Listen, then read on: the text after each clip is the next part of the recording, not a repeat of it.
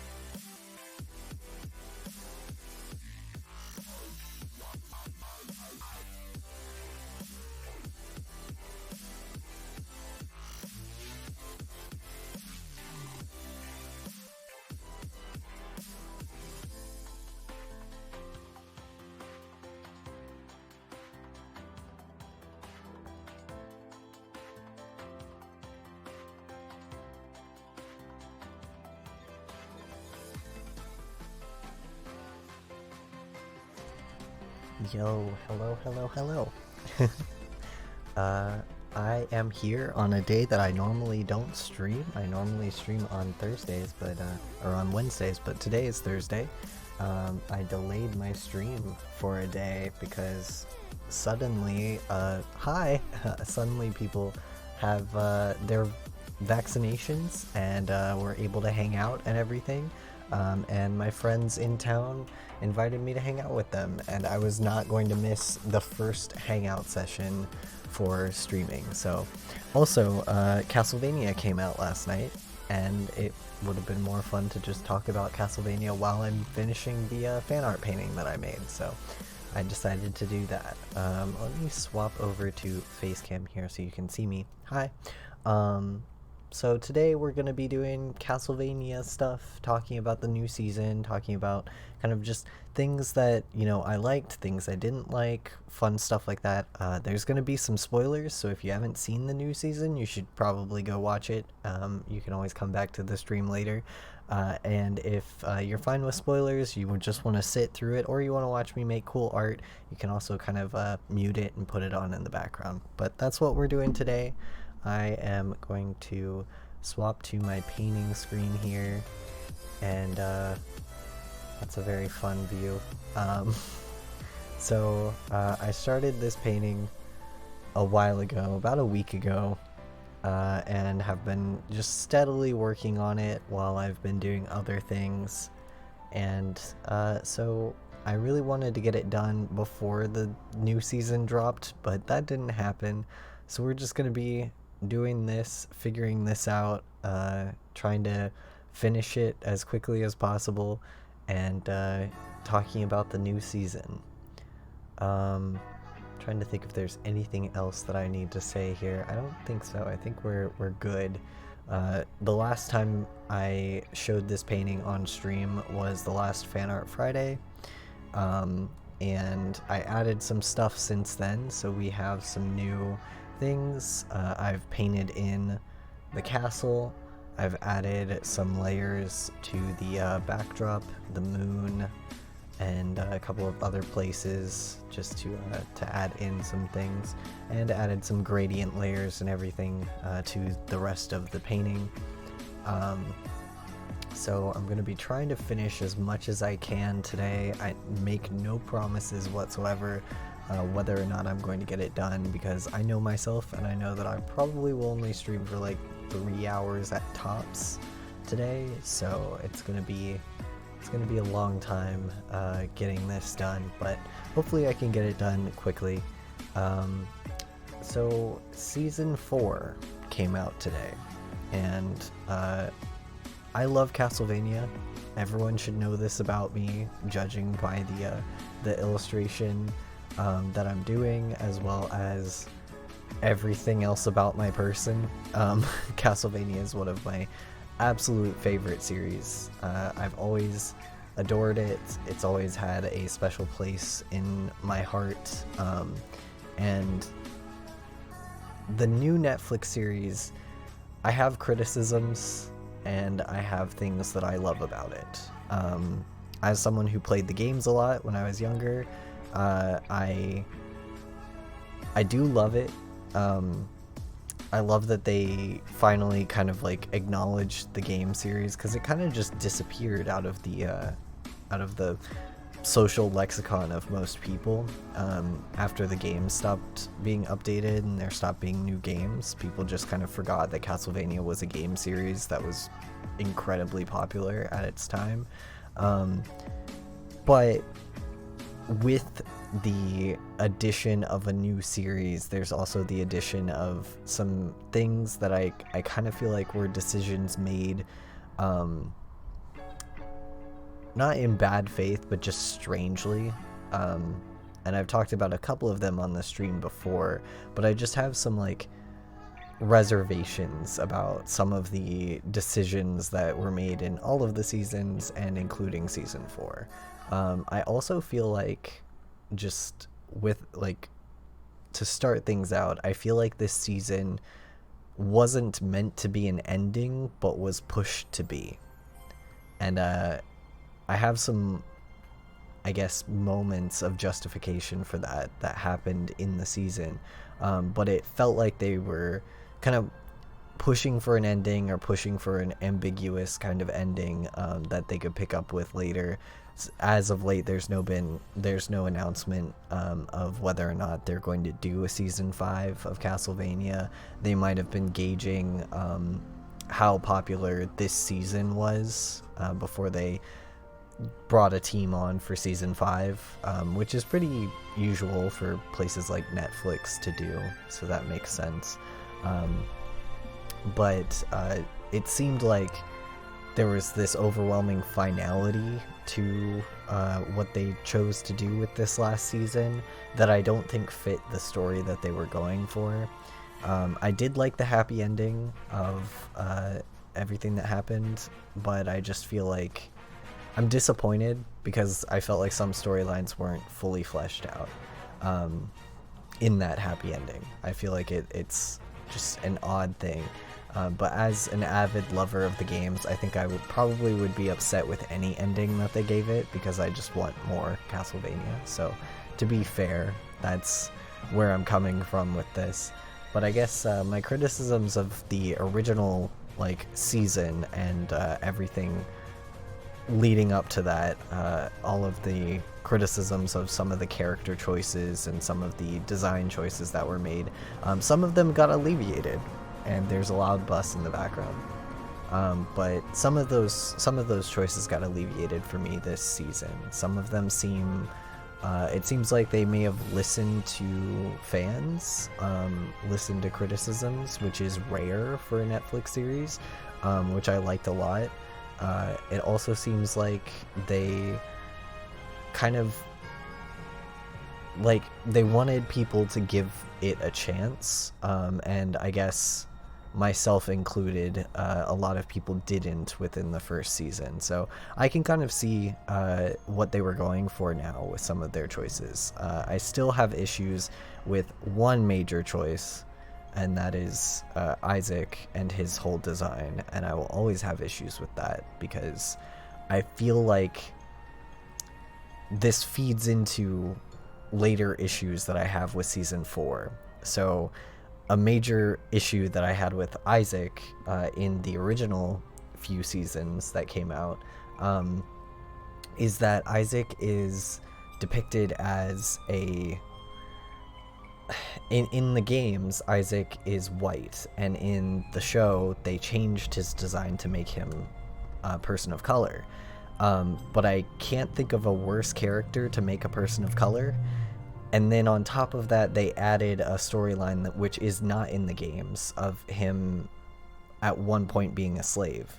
And not that you can never write stories about that, I just feel it's kind of wrong to actively choose, when there wasn't in the original property, to actively choose to write a slave story and to change the race of a character in the original games so that you can choose to write a slave story. I just sort of feel like that's a thing that you shouldn't do.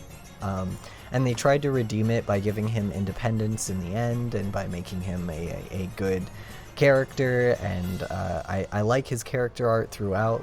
I like, what they did with him, how they led up to this final season. I liked all of the choices made there. I just feel like that initial choice of not only do we want this character to be black, but we want him to be a slave, I just feel like is inherently in bad faith, and is something that wasn't necessary for his storyline, because in the original games, Isaac's full storyline is that he's a fanatic. He just fell hard for Dracula, essentially, and would do anything to bring him back, and he's one of the main antagonists of one of the games, because he's just there for Dracula. And I don't think that there was anything wrong with that story being written as is and having him just be a fanatic, but I can understand wanting to add complexity, so maybe that choice was for that. But yeah, it's very yikes. It's very yikes. And there are some other choices that fall in the same vein in season 4, where there is specifically Russian, I believe, coded Russian vampire that comes along and talks a lot about war, and specifically guerrilla warfare, and talks about how he is kind of gritty and will do anything to win the war, and all of that stuff. And not that you can never have that be a part of your story. Just seems odd to have the Soviet be an antagonist that talks a lot about that sort of thing when we're in a place where, when we're in the political landscape that we're in. I feel squicky about it the same way that I feel about the way Stranger Things portrayed the Soviets as the villains, where it's like, this is some like 1960s sentiment in my media, and we're in 2021. Like, I wasn't there for that bit. I was like, I don't understand where they were going for with this character, what they wanted people to think. Yeah, like I'm yeah, same, I agree. I'm tired of Soviets and Germans just constantly being villains. And I'm tired of when they, now the modern take on them being villains is portraying them as clever villains, and it's like, that doesn't fix the fact that you're portraying them as villains. Like, they did give him a lot of clever stuff, and they did make him a completely incredible fighter. I think he's one of the only people in the new season that was able to hold a candle to Trevor Belmont, which is a really amazing thing. So yeah, but like, and like single-handedly too, like he didn't even use an army to fight Trevor, which, more power to him. But I just feel like his whole character arc was like an inserted political agenda that didn't need to be there in my fantasy vampire story, you know? And I feel that way about a lot of fantasy stories, because a lot of people will say, well, it's, you know, fantasy, it's not political, and it doesn't need to be political. And it's like, no art is apolitical. You can never make a thing and expect that to not have ramifications on the world around us right now. All art is some sort of political commentary, and if you think that it isn't, it's just because the politics in that piece of art benefit you.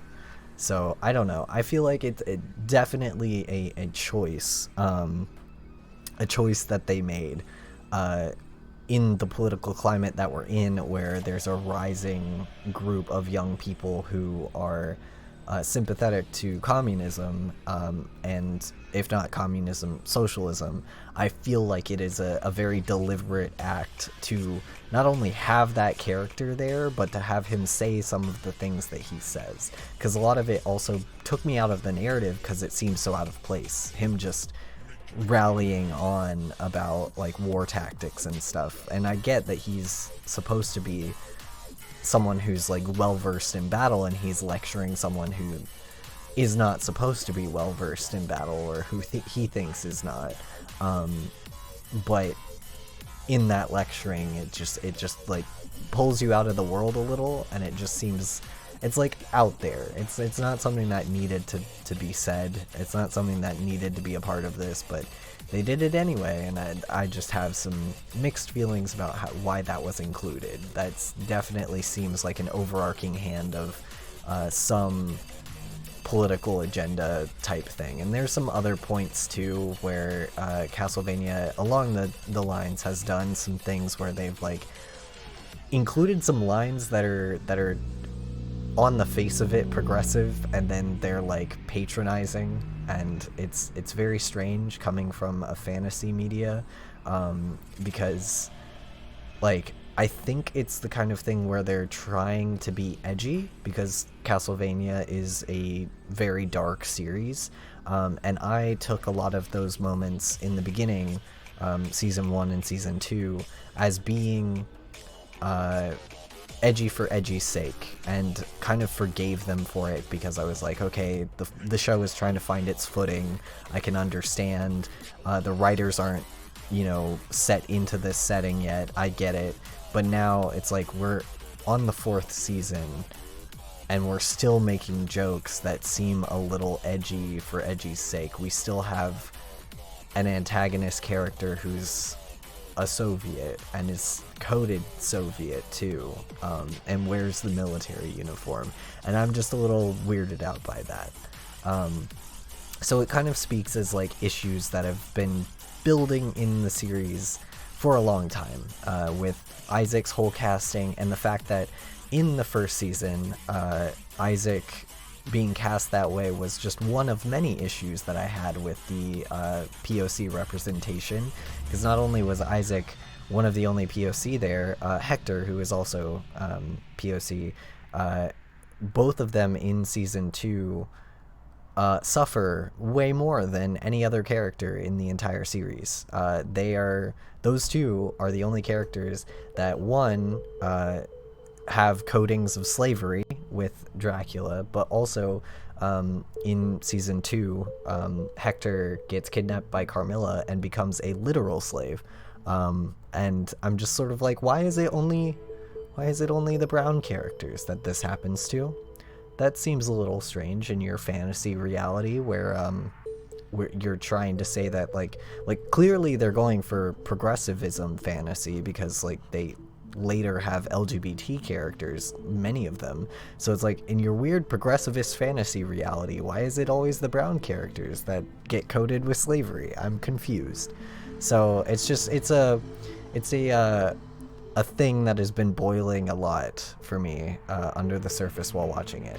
But that being said, like, those criticisms, I still like the series. Like, I still watched it. I still waited with bated breath at midnight when season 4 was coming out. Every season I have waited for with bated breath, because I love Castlevania and I always will. I just have questions about some of the choices that they made in these seasons, because it just seems definitely pointed, like they had a reason for doing these things, for making these choices.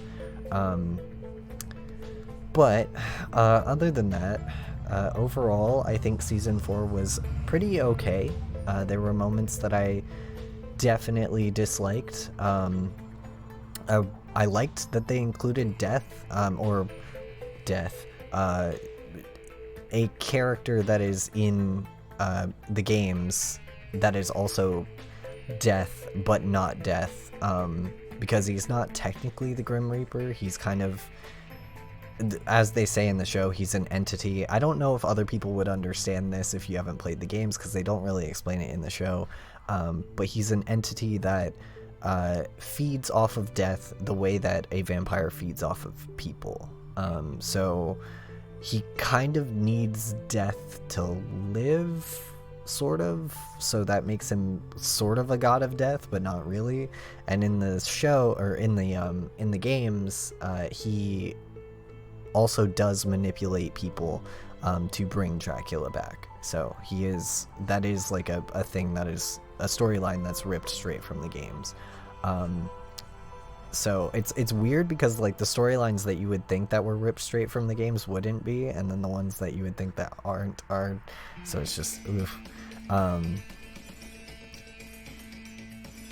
Thank you for supporting my lifelong special interest. But yeah, they definitely made some choices in this series that like reflected the games more than they did in the previous seasons. They seem to be trying, or if they're not done trying, they seem to be trying to blend a lot of the game plot lines together, which they did relatively okay.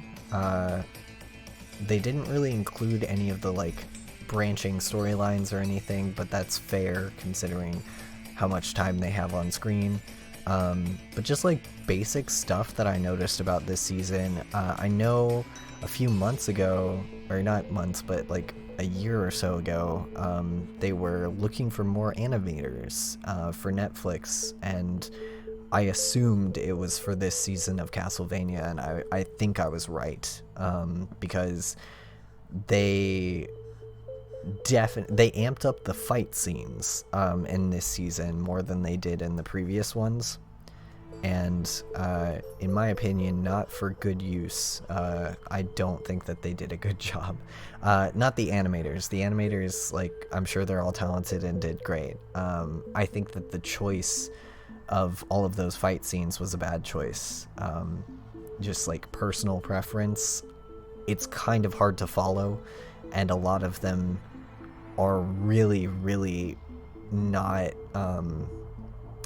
they're punchy, but they're not like fun to watch. And I'm not an action movie buff.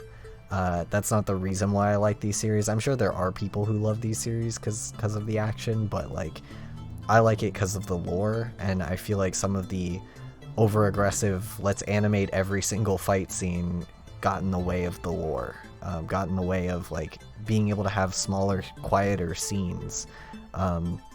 Like, there were a few nice, small, quiet scenes, but they're far between, and the fight scenes kind of took precedent, and I'm not a fan of that. I think that they, in previous seasons, had better choices about that, had better indication of like what was the right, when was the right time to hold back, and when was the right time to really go all out with those fight scenes, because they punch harder when you have fewer of them. And this season, like, I remember thinking as I was watching through it that Carmilla and her final fight scene with Isaac was the only fight scene that mattered, and I don't like Carmilla, so I was already upset about that, but the reason I thought that it was the only fight scene that mattered was just, yeah, definitely very similar to watching new Star Wars, definitely. Like, the fight scenes in this were really well animated. I was impressed, and they were really well done, but it was just so many of them that it was hard to attach to any of the characters. And then when you did, it was kind of like, okay, cool, they're gonna get in a fight now, and I'm gonna be sitting here for 5 minutes going, okay, when is this over? And I'm sure like other people enjoyed the fight scenes, but I just remember watching Carmilla's fight scene and being like, this is the best fight scene in this series, because it's very, you don't see Carmilla fight almost ever. She withdraws a lot of herself in all of the seasons. Carmilla is not a fighter. She's a killer, and her method of solving problems is murder everything in sight and or diplomacy. She manipulates to get what she wants a lot, and so since you don't see her fight, you don't see her at her full power very much in any of the seasons, her having this fight scene with Isaac where she is going all out and is about to die is really impressive, and it really struck me, and it was beautifully animated, and I was like, this hits. And then right after that you go into another fight scene and it's just sort of like, okay, this doesn't hit. Like, I've seen Trevor fight with the Morning Star so many times now that I'm bored of it. It kind of felt, strangely, it felt like video games, which, like, in this instance, I don't know if that's a good thing, because it felt like the repetitiveness of playing a Castlevania game and wanting to get through a part that you have already beat multiple times, but you have to play again because you like lost your save or something, and you're just like bashing the buttons trying to get through, and there's just these swarms of, you know, creatures and stuff that you have to kill. It felt like that. Like, I was watching the fight scenes just waiting for them to end because I wanted to see what the next story beat was, where are they going next, what's the next moment, you know. And on top of that, a lot of the story beats, in my opinion, were boring as all hell, because they did I have many a criticism of the choice of making what I have affectionately learned to call the heterosexual trolley problem the center of the story, and they've done this multiple times, and the heterosexual trolley problem is where a character loves like there's this heterosexual pairing, so a guy loves a girl, and then girl either dies or something happens to her, or she's kidnapped or something, and then the guy is manipulated by some evil entity to become evil himself to save the girl. So it's the thing of like, your wife is trapped forever somewhere else, and the only way to get to her is if you listen to me, do all these bad things, and you might get to see her again, but the world will die. And I don't know if it's just that I'm queer, or what about that doesn't ring true for me, but whenever that's presented, I'm always just like, that's the dumbest choice ever, because I would always choose the rest of the world. I would never, ever in a million years, and like, this may sound preachy, or it may sound like I'm, you know, out here being like I'm better than everyone else, but like, I'm ace as hell and I'm queer, and I can't imagine a scenario where I would ever look at someone, even if I was like fully in love with them.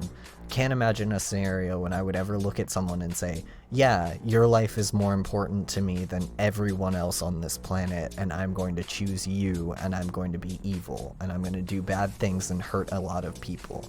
Like, specifically in this series, the person that does this, like, murders innocent civilians, and like takes them to a place where they're not safe, and allows vampires to brutally kill them, like women and children too. And I can never imagine a moment where I would have that, I guess, change of heart, and like abandon my morals for someone that I love, because I guess anyone that I would ever love would know that I would never make that choice and be okay with that. Like, I can't imagine falling in love with someone who would ever want me to choose them over everyone else. So I always hate that plot device, and Castlevania now has done it at least twice. The first time I kind of understood it, because the first time was an agency thing. Dracula himself made the choice to be who he was. So that one I give credit. Like, fine, sure, whatever. Like, he's grieving and being the way he is because he made a specific choice to do that. Fine. But in this season, the person who makes this choice doesn't have any agency in it, and it just becomes the trolley problem. Like, are you going to choose your girlfriend, wife, whatever, or are you going to choose the rest of the world? And it's like, the clear, easy answer is always the rest of the world. Why would you ever choose anything else? And I know that there's this whole thing of, I don't want to live in a world where my partner isn't there or whatever. And it's like, okay, cool, easy answer, you don't. Like, because usually at the end of any of these trolley problem instances, the person who refuses dies. Like, that's always what happens. The person who is like, no, I won't sacrifice the planet for you. I'm gonna, you know, my partner wouldn't want that, and I'm gonna stand up to you, evil bad thing trying to manipulate me. Immediate death. So it's like, the easy answer is to just choose that. Stand up for everyone. Immediate death. The bad thing will probably choose someone else to manipulate, but how is that your problem? And maybe they won't. You don't know. You don't know if they're going to manipulate someone else. And even if they do, they have to start at rock bottom again. So, like, even if they do go and manipulate someone new, they have to convince someone new to follow them. So you're setting them back time. Like, I would always choose that. It's the one, tactical advantage. And two, like, why wouldn't you? Why wouldn't you choose that? Why would you ever think that your love is more important than thousands of people? That's so selfish. And like, I don't know. I've always just, none of those storylines ever get to me, whenever they're in stories. And like, maybe it's being ace and arrow as fuck. Like, maybe it's that. But whenever that's a main plot point to me, I get annoyed. I feel like the writers are lazy when that happens.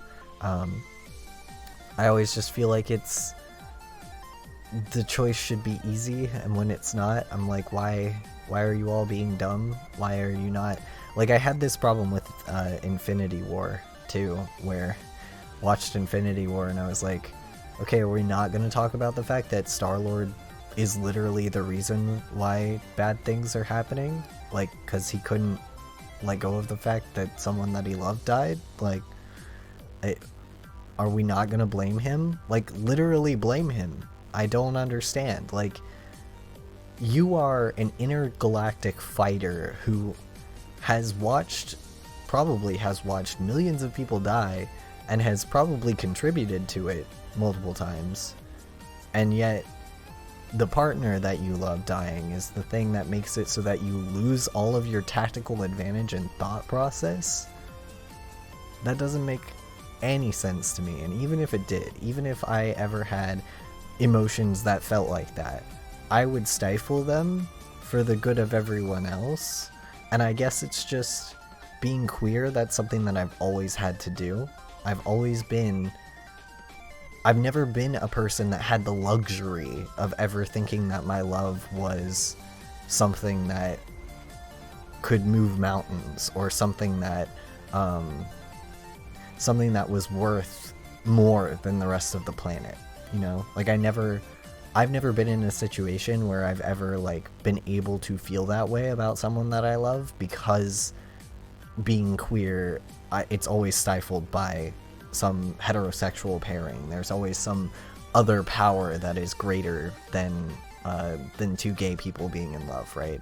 Like, in every story, that's always how it is. So I've never had the luxury of having that, like, selfish thought of, like, no, I'm gonna choose my partner over everyone else. So it just, all of that always rings really hollow, and it just, I don't know. I know that, like, the writers probably don't think of it this way, and I get that, but it still feels like lazy writing to me. So that's, like, one thing that really annoyed me, and that was, like, a whole story arc in season 4 too.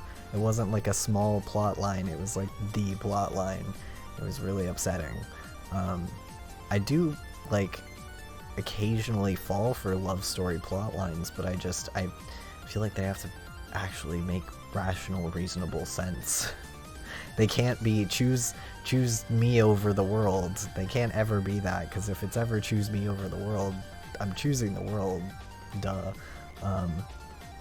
But yeah, and then they added in, with that plotline, they added in a character, Saint Germain, which, despite the bad plotline writing, actually really liked this character. I feel like he was interesting. He kind of has, other than the, again, bad plotline writing, he has a moral compass that's rare in stories like this, and then immediately abandons it to save someone that he loves. And, like, I don't like that plotline, but, like, I do like the idea of someone who's, like, extremely moral having to abandon their moral compass for power. I feel like the idea behind that is really interesting, and how you go about that, but they didn't have enough time to flesh that out because they were too busy explaining his love interest, and I was bored by that. But there also, with him, there were some other new, I guess, characters and developments on older characters, which was really cool. I really enjoyed the updates to Lenore, and how her relationship with Hector kind of goes throughout the series.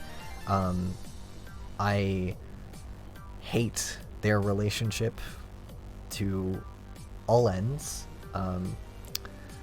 I dislike that people have been saying that they love that relationship too, because it's abusive and terrible, and no one should aspire to that at all. Like, this Lenore basically enslaves Hector the entire runtime of season 3, beginning season 3, I think, and most of the runtime he's just enslaved. And then Lenore convinces him that he loves her, and their quote happy ending, or at least the happy ending that Hector wants, is to be with Lenore. So I hate that. Don't like that. But thankfully the writers didn't do that to us, and Lenore chooses death instead of Hector, which I think is the proper move.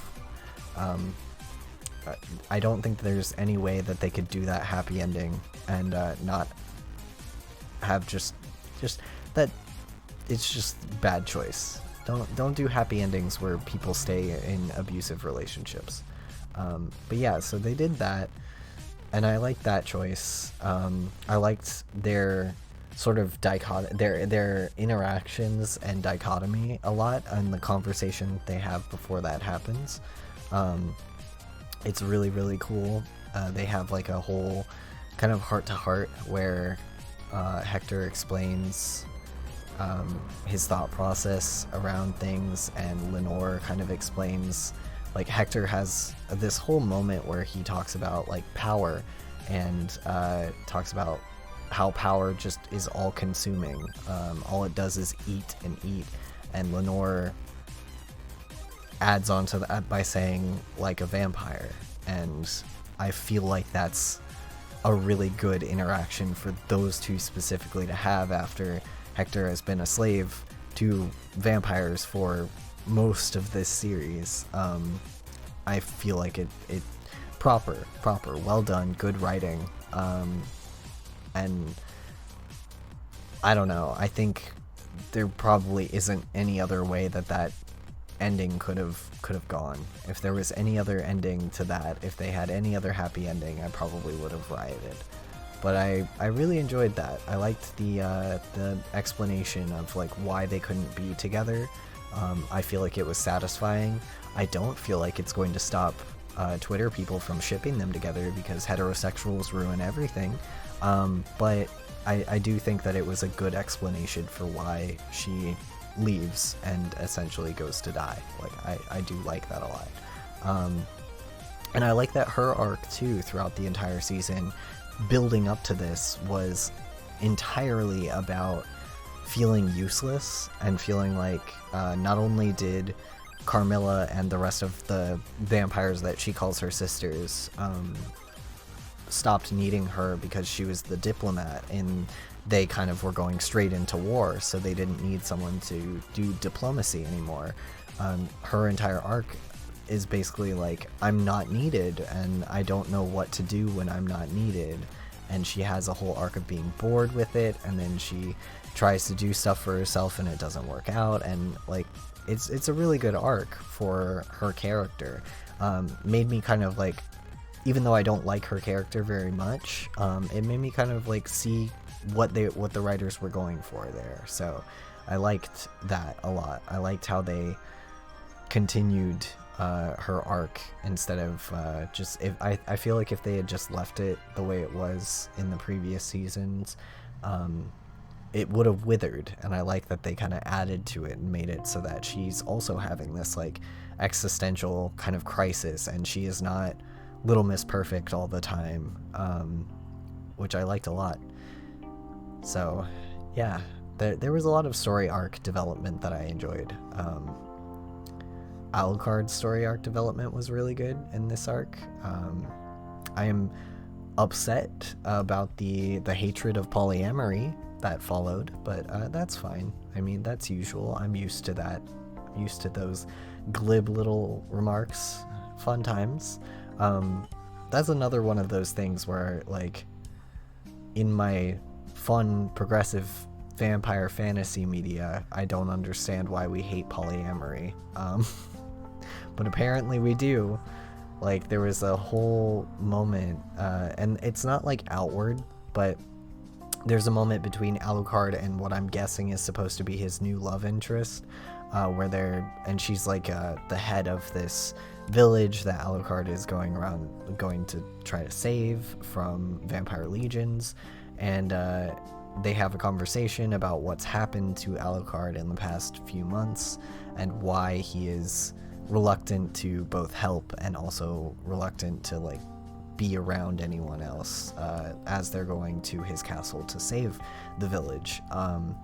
And his reluctance is revolving around a manipulative kind of relationship moment where he was in a short-term relationship with two, I don't want to call them vampire hunters, but kind of vampire hunters, who came to his castle. He like taught them things, taught them magic, all this stuff, but they were severely hurt and damaged by the rest of the world, and their resolve was basically like, we're going to kill you, you're not going to help us, you're not going to teach us what we need to know to survive, no one has ever helped us, you know, the general like I have been abused sort of tactic thing, and they try to kill him, and it really wrecks him. And in this season they have like a whole moment where he breaks down, and like you can see that like really hurt him, to be betrayed by two people that he really cared for.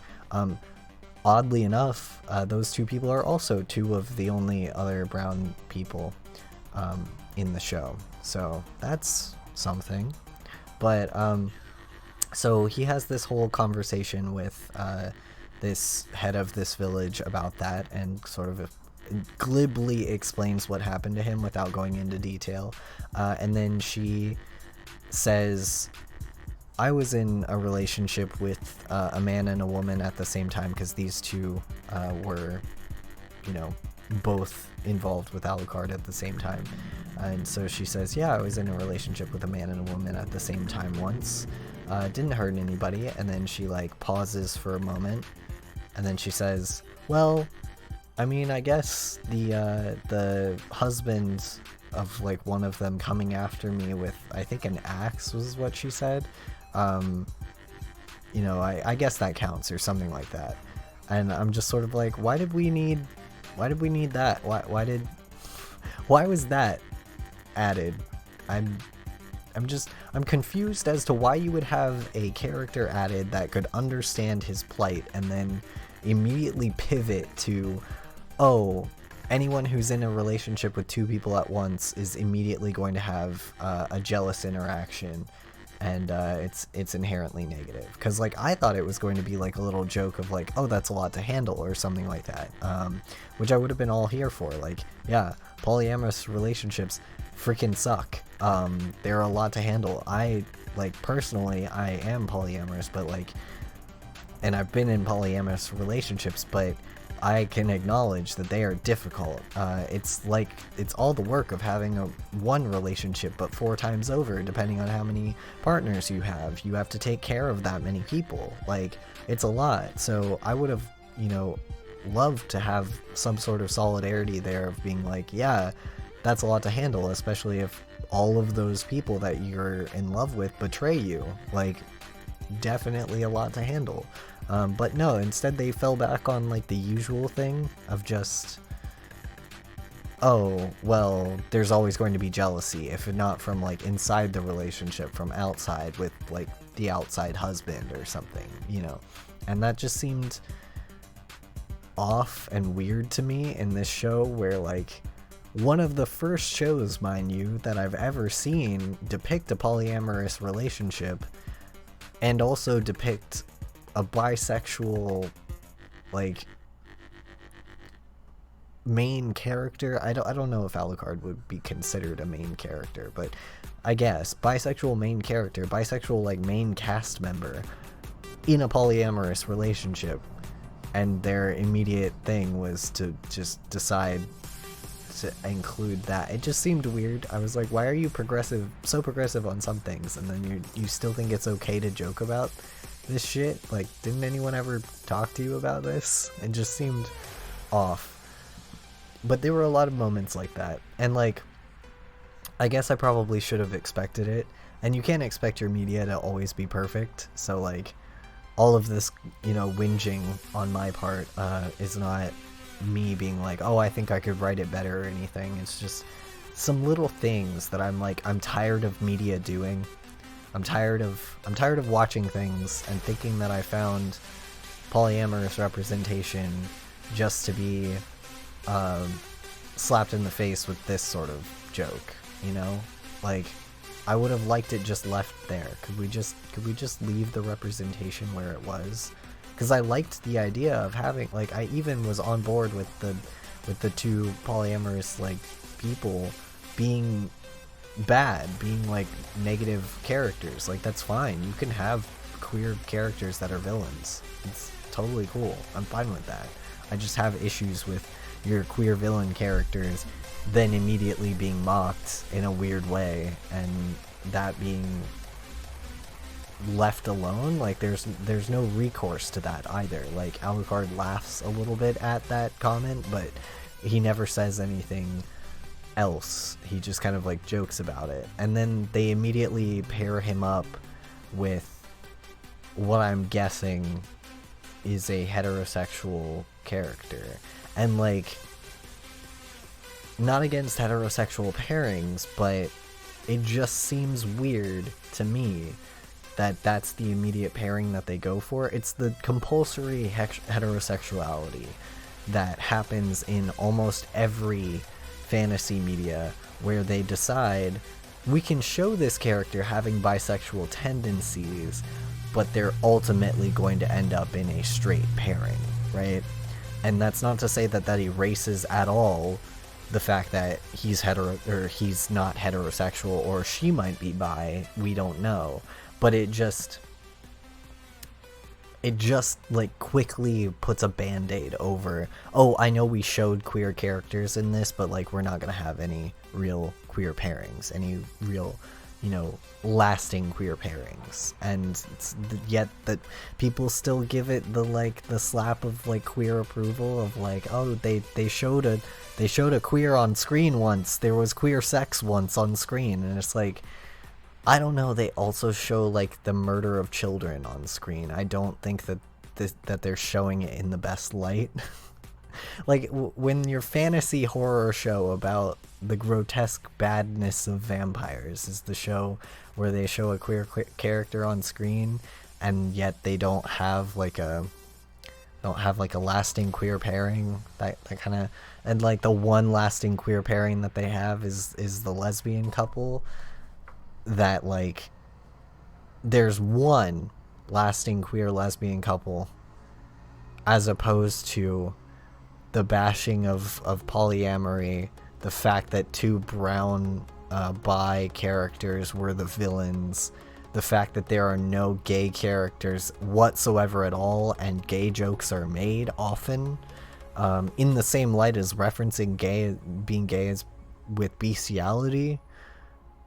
Like, all of the no homo moments between Trevor and Alucard being jokes, and yet they're like, oh, this is progressive queer representation because they have two lesbians in the later seasons. And it's like, I do love Striga and Morana. I love them so much, and I like want nothing but happiness for them, but I don't think it's as progressive as people think. I think it's the writers know that if they put lesbians in the show, they can pull up the we have two queers right over here in the closet card, which I thoroughly dislike, because like, I would have really loved to have some actual, you know, queer moments other than Striga and Morana, and like, they just don't have them. Like, it's almost like an afterthought, I guess, in my opinion, where it's like, they put in these queer representation moments, and maybe not even purposefully, they immediately have to codify it. They have to like say something about it. They have to be like, oh, but they're villains, you know, or oh, but this happens. And like, the Morana and Striga were the only two where that did not happen, where they were allowed to interact and be wholesome and have moments together and everything. And I was actually really happy that those two were untouched by the rest of this, because if anything were to happen to those two, I think I would have just stopped watching the series. Like, that's how bad it was for me in the prior season when this happened. I was like, not only are we bashing brown people, but now we had a queer polyamorous relationship and you chose to make them villains. I don't know. And I was this close to never going back to watching Castlevania again. But, you know, they had one queer representation. So, gotta forgive them for everything, I guess. I don't know. It just seemed strange. As much as I love the series, I do think that like some of the choices were just a little wonky. Probably could have used some like writers on staff who knew more about these things, because it just seems like willful negligence. It doesn't seem like malice. It just seems like not knowing that making these sorts of jokes are harmful, if that makes sense, which happens a lot. It just seemed like I guess I got my hopes up because I was like, it's 2021. Can we stop making these jokes now? You know, sort of how I felt about Isaac and everything that happened with him. I was sort of like, it's 2021. Can we not like have a character who is changed to be a person of color and then immediately has a whipping themselves kink after being a slave? That seems gross. Can we get that?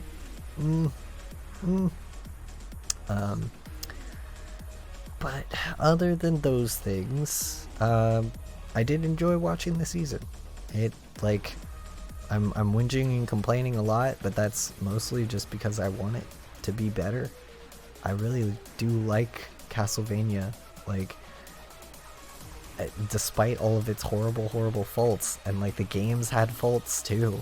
So like, despite all of that, I've always loved this series, and if they make another season, which I don't think they will, I hope that they do better. I hope that they take things into account and like really think through a lot of their stuff.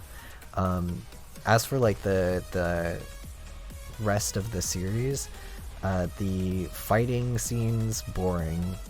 Some of the other ones were great. And the over-militarization was kind of boring. The animation was stunning, but some of it didn't remain on model, so some of that was a little distracting. And I think that was just because they had hired a bunch of new animators just extremely recently. At least I think they did. I'm not certain about that, but I'm pretty sure that the ads for new team members at Netflix Animation was for this show, because the scope of this was so big. I don't think that their original team could have put this out, so I'm pretty sure. I know I follow a couple of the people who did additional animation on the show, so like not key animators, but like, you know, people that were hired to just clean up the animation or do additional things for it. So I think I'm relatively sure that the issues with like the frames and the issues with staying on model was mostly just that. It was just new animators who like haven't been with these characters since season 2, and like stylistically a lot of the stuff kind of shifts weirdly, and I think that was all just a symptom of like having new people on the team. But I'm hoping all of that isn't enough to make the show unwatchable for people. I think if it does well, I think they could have another series or another season. They would have to start it weirdly, and I think it would probably revolve around Isaac, because Isaac is one of the only characters in this new season that is unresolved as a character, at least in my opinion. Maybe the writers think they resolved his story, but I disagree, because they kind of leave him. He kills Carmilla, lives inside her castle for a bit. Hector has his interaction with Lenore, where Lenore is like, I choose death, you know, and then Isaac is sort of left to the wayside, and Isaac and Hector have a conversation about like what they want out of life, and Hector explains like, I want to live in a nice, you know, quiet little place with Lenore, and Isaac is basically throughout this whole season, his whole arc has been, I spent my entire life dedicated to Dracula, and I want to build. Like, I want to make things instead of destroying stuff. And he rebuilds a city, which is really cool, which I'm assuming is the city that he was captured from. I don't know if I'm reading too much into that, but I do think that it was like his home city or of some respect, because I know in the earlier seasons when he's set into the desert wastelands, he talks about like remembering the desert and remembering how brutal it is and everything, and how he hates it. And I do think that like this season, the city that he like refurbishes, I guess, with his new demons is the one that he came from. At least I think that that's what they were going for. It's not ever expressly stated, but I do think that that's the theme that they were kind of going for. And after he does that and like comes back, has that conversation with Hector, they reconcile, and Isaac is sort of like, yeah, I don't want to kill you. I'm here for Carmilla, and then everything happens with that, and then like Isaac is just kind of left. He's just sort of like, yeah, I want to see what I can do. I want to build, and then that's it, and we don't really see him again. So I think if they do another season, we're gonna start up with Isaac. We definitely have to, because I can't think of another character whose story hasn't been resolved, because we have the resolution with Alucard, where he lets people into his castle, lets refugees in, essentially, and those refugees help rebuild, and then he has a potential partner in the mayor of that town, or like mayor, you know. And then you have the resolution with Trevor and Sypha, where both of them, they kill Death. Saint Germain dies, the main guy who was manipulated by Death, and that's his whole resolution. You see his person that he was trying to save, or trying to like go find, in the gate before he dies, so there's some sort of thing going on there. So his story gets resolved, but there's an open end there. But then like Trevor and Sypha and all of them have this like happy ending where they're at the castle. They vow to rebuild. They're like, we're gonna rebuild stuff, we're gonna, you know, build the castle so that people can live here. And then Sypha, you find out, is pregnant, so like she has that whole resolution with Trevor where, you know, they're gonna raise a kid. So Trevor's not going to be the last Belmont, which was the whole premise of his thing at the start of season 1, was I'm the last Belmont, I'm the last one, there's no more Belmonts, my family home is destroyed, all that stuff. And now you have the family home and Alucard's castle like sitting on top of each other, and the fact that they're going to rebuild it. So I don't know, I feel like there was this whole resolution there, and then everything with Isaac was so open-ended that I'm just sort of,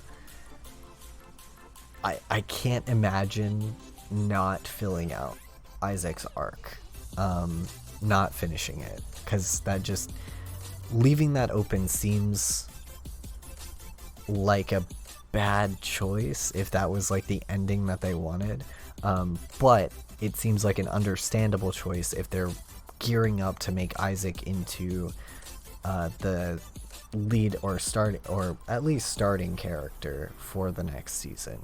But I will say 4 seasons is a lot for a Netflix show.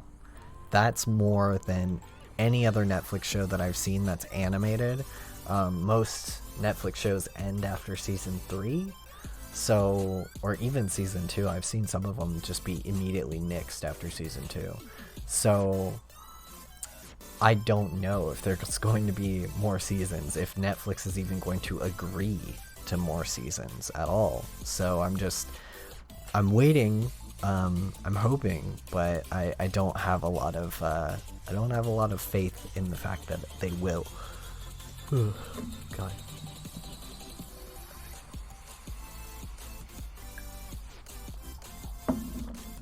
But if they do, I'm excited. I hope that they do. I hope that we get another full season of the castles, because it's good. It's a good show. Like, I have zero qualms with saying that it's good. I have issues with the show. I have issues with a lot of shows, but like, it's still really, really good. I still like highly recommend that you watch it and play the games and all that stuff too. It's just, I don't think that there's a way to enjoy media that is, like, media will never have perfection, so I don't think there's a way to enjoy things without knowing that there's something kind of off or wrong with it. And it's just knowing that those things are that, and being able to critically think about them and explain why they're wrong and why they're uncomfortable is the right thing to do. So, like, despite all of these problems that I have with the show, I think that it's still a show worth seeing. It's just a show worth seeing with, like, a critical lens. But on top of that, I do think that, like, they ramped up a lot of stuff for this season, which must have been really costly. So I think if they do end up putting more into another season, it's probably going to be the sort of season where it's like pivot instead of instead of like ramping up again. They're probably going to do what they did in season 2, which was pivot, instead of doing the whole like, oh, we've killed Dracula, let's ramp up another villain. They kind of pivoted to telling this, like, you know, sad story with Carmilla and everything. Or season 3, I think, is where they did that. But yeah, like, I like the pivoting that they did, so I hope they keep those chops on them, and, like, if they make another season, they pivot away from the story with, like, Alucard and all of them. And that's probably gonna make people sad, because, like, Alucard and Trevor and Sypha being the main characters is, like, those are the characters that people are attached to. But the games involve so many other characters, and I guess one disappointing thing for me is, as a fan of the games, is that, like, we got almost none of them. We got almost none of the good game characters, and the ones that we did get, like Isaac, aren't themselves. Like, Isaac is named Isaac, but, like, he's not the Isaac from the games. They changed him so much, and there are just a lot of moments where it's like we get cool game characters that aren't really doing what they would normally do. Although I did really like that in this season we got Fly Eyes, which is a sort of expansion on a creature character from the games, which I liked a lot, that they were able to, like, expand that role and sort of give him a speaking role and everything. I wanted to see where he was gonna go too, and they didn't really further his plotline, but I liked his plotline, which was basically like the Victor Frankenstein-esque creature realizing their humanity situation. The monster has traces of humanity, you know, whatever you want to call it, where he has a whole interaction with Isaac where he eats berries and realizes that he has some of his human memories come back when he does that. Even though he was in hell, the monster creatures from Castlevania are hell beasts, essentially, that are brought back by a forge master. Isaac is a forge master, so he brings back these creatures, and he sat down with Fly Eyes and had, like, a conversation while the city that he resurrected was being built. And in that conversation, Fly Eyes has memories come back, and they have an interesting sort of talk about how Isaac wants to go forward, and Isaac says, like, yes, you have always been brought back to be war machines, essentially, but that's not all that you are. And Fly Eyes kind of agrees, and then the whole, you know, premise of the conversation is that Fly Eyes is like, I don't think I want to, I don't want to eat berries with you, because I'm a monster and like I eat human flesh, and you know, that's the only thing that I should be doing right now, and I don't understand why we're rebuilding a city. But at the end of that conversation, he takes another berry, and you get the sense that like he's learning a bit of how to have some of that humanity back, but then it goes nowhere. So this is what makes me think that there's another season in the works, because they have so much weighted importance on that conversation, and then it goes nowhere. So I would be very disappointed if there wasn't another season to be announced, because like that is such a prominent conversation in Isaac's whole plot line that the writing chops of doing that and then deciding not to have that go anywhere, just, it doesn't seem like a mistake that a really experienced writing team would make. Now, I don't know, the writing team on Castlevania isn't the best, so I mean, any writing team that would take a character that in the games was already sort of slave coded and then make them brown probably isn't the best writing team, to be fair. So there's that.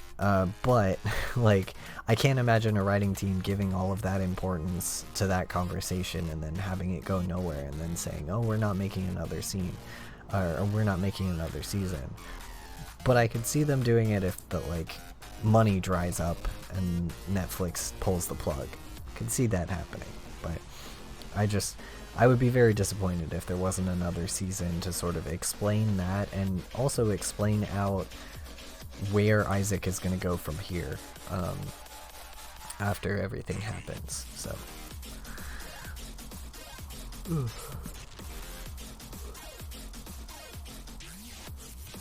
God, I'm so tired. I stayed up really late to watch the new season, so that's why I'm yawning.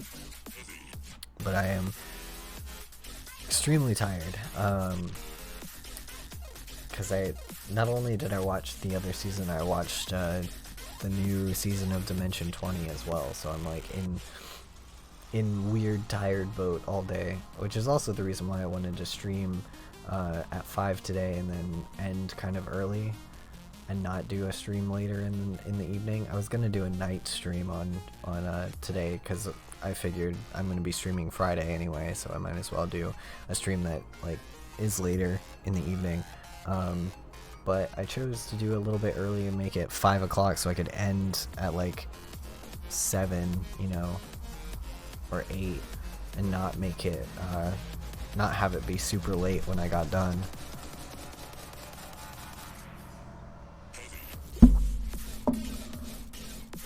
Alright, so we've got Castle going here, and it's going pretty well.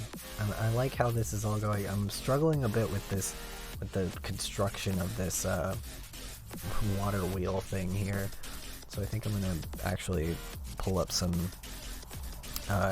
ellipses so that I can draw it better. I just kind of sketched it out when I was doing it originally. Also, I'm going to sit up. But those have been, I guess, my like rambly thoughts. This was actually my first watch through of season 4 of Castlevania, and I'm sure I'll have like more cohesive thoughts about it later. But in my first watch through, I have reservations. I also have congratulations for the showrunners and series people, because I think they did a really good job of bringing this sort of idea to life. I feel like they took on a lot to do this, and I'm really impressed by it. I really think that they did a lot of really good stuff that I think I can't think of anyone better to run it. I'm just happy that Netflix took on this project, because definitely Netflix is one of those streaming platforms that sort of toes the line of like appropriateness, and I feel like at times other streaming platforms get really afraid of like the of catering to an audience that is not children, and I like that Netflix always seems to have the balls to do that. They always seem to be in the court of like, we don't need to cater to children. That doesn't need to be our platform demographic. And I can't think of a better, group of people to take on this project, to take on Castlevania, because like I want more shows that are animated that aren't for kids, that have adult themes, that have more to them than most children shows do.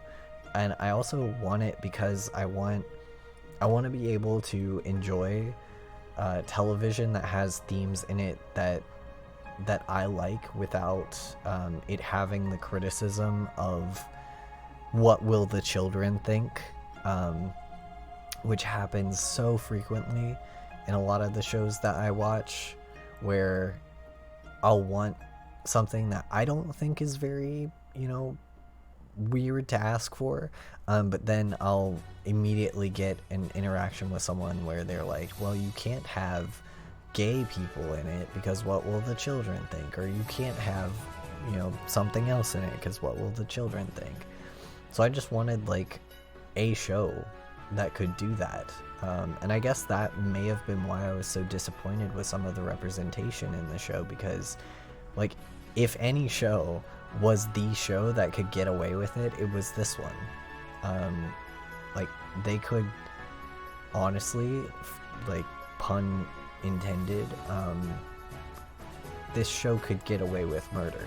This show could do literally anything, and no one could criticize it because it's very clearly for adults.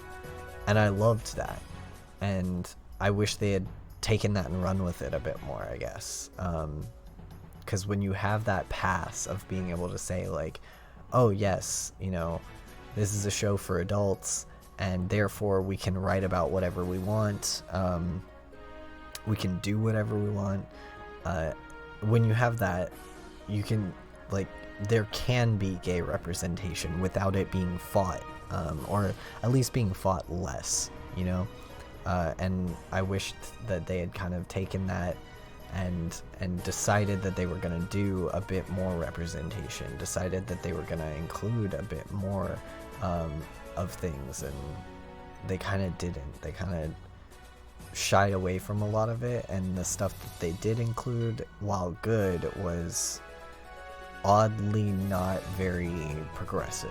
It's like, I'm glad that you think that like lesbians are people, like yeah, thanks. I'm glad that you think that they deserve to have a happy ending.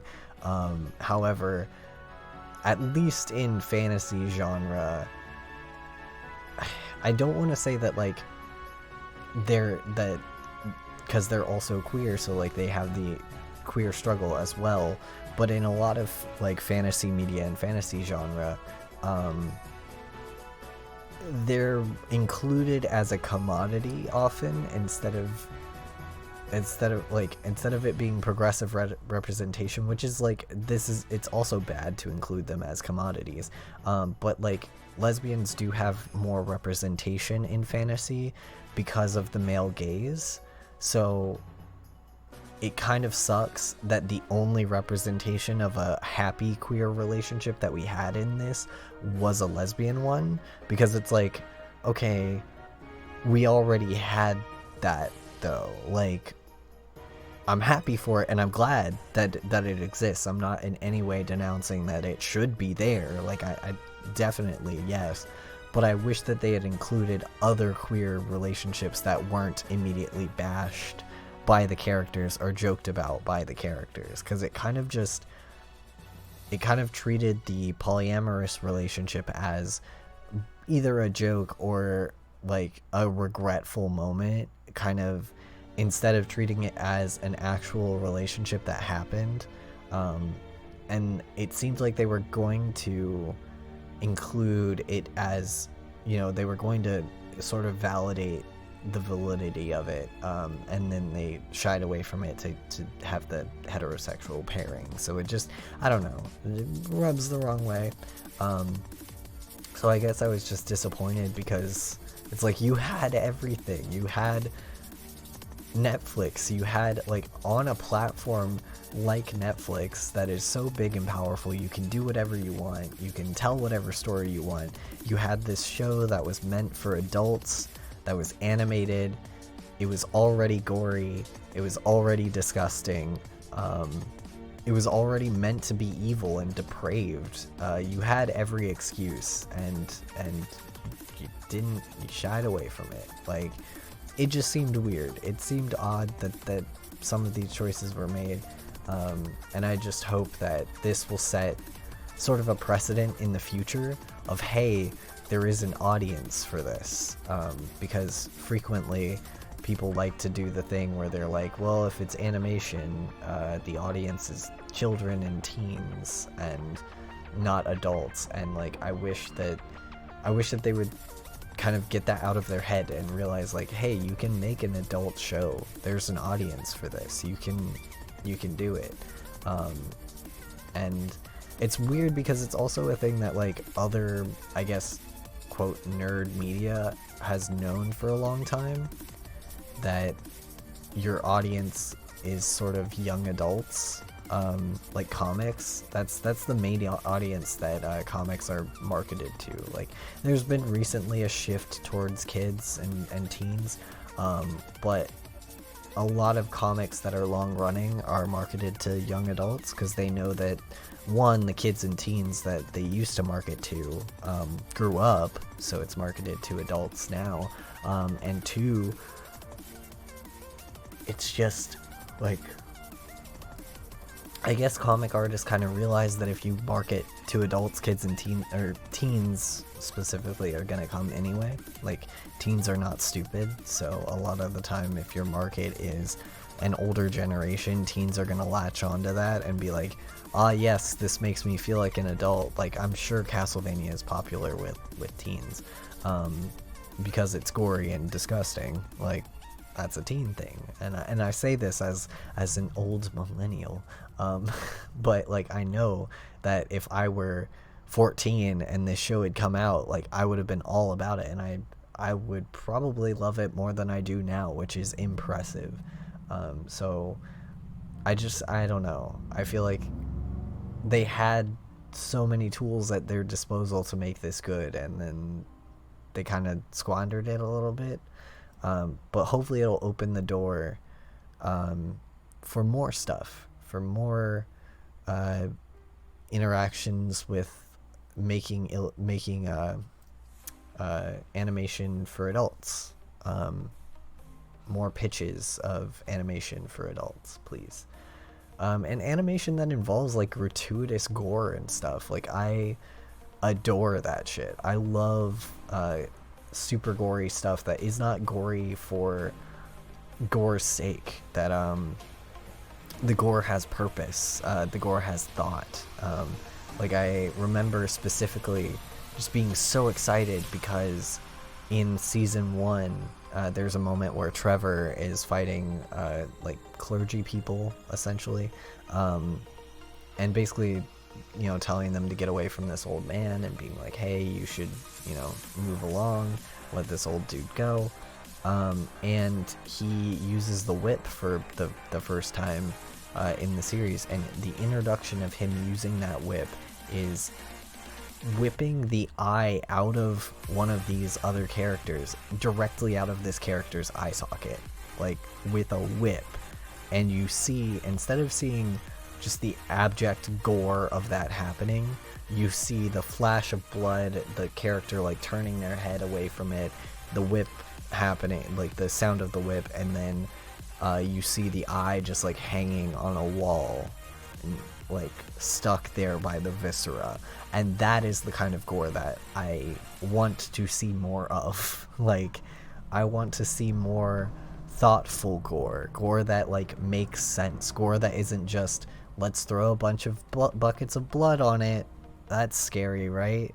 Like, gore that has some intention behind it, that has a reason for being there, that has a story, some sort of like thought of how this character would fight and why it's so gory. Like, I love the fact that Trevor Belmont, who fights with a whip, is someone who would, and he even mentions in the beginning of that like interaction, he's like, all right, I'll fight you, but I'm a little rusty.